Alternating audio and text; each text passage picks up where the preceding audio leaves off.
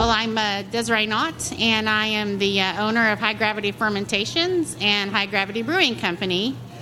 And I've been in the brewing arena, I guess you'd say, for about 19 years. I was developing a interest in craft beer, and then I met Dave, my husband. He was a home brewer, and that's basically why I married him, is I found out he brewed his own beer, and so that became like the clincher there for us to be together. And a few years after we got together, we were outsourced from our corporate job and decided to own a homebrew store. And from that homebrew store, we gradually morphed into a brewery as well. And so now we have a brewery and a retail homebrew store.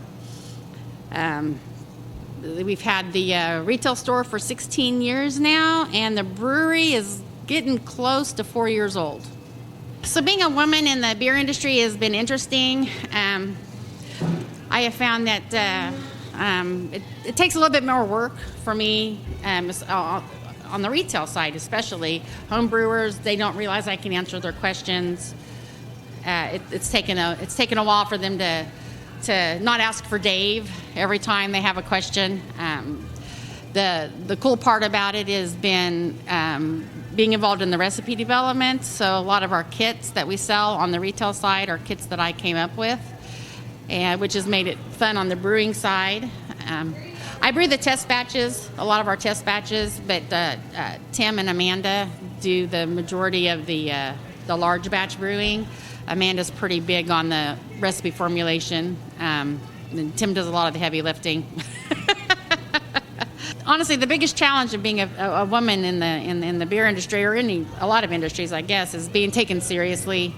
You know, but I've been around such a long time now that everyone takes me pretty seriously. I feel like I'm very respected in Tulsa. I think everyone values my opinion. They value mine just as much as anyone else in the industry at this point, which is very rewarding. I love being in the craft beer world. I would say over the years, like, you could use our homebrew club, Fellowship of Oklahoma You could use our homebrew club, Fellowship of Oklahoma Ale Makers, as a guide. Like, when I joined, there were like 4 ladies in it, and then as the club grew over the years, you would start to have more wives join with the husbands, and then pretty soon you started seeing the women brewing as much as the men in the group, and I would say 20% of the club now is female. We have several customers and drinkers on this side that they love all kinds of beer. They aren't just light beer drinkers, which is what women kind of get pegged into, is, you know, the super light, you know, White Claw, seltzer, Coors Light types, but they're really not. I mean, they have diverse tastes just like guys do. You know, not all guys like IPAs either, you know. And as far as the industry side, you're definitely seeing more women get involved on the industry side. I mean, you have me, and then you have Amanda, and then very close partner like Lacey with Nothing's Left. I mean, very closely integrated with her husband on the business decisions on what's going on in the tap room. And I don't know Erica. I don't know her personally, but I know she's plays a huge role in her business. And it's just going to keep growing. I mean, we're just going to get more and more women. I think it's very important to have women in the brewing industry, because if they don't have a voice, then the things that they're interested in aren't going to get made or taken care of, and you can't really fix some of the misogynist type things that happen in the beer world. If women are involved in the decision-making processes, then you're going to have just a more inclusive industry. So, yeah, a very good way of looking at it is the more people that you get involved in beer and enjoy beer, the more people will buy beer.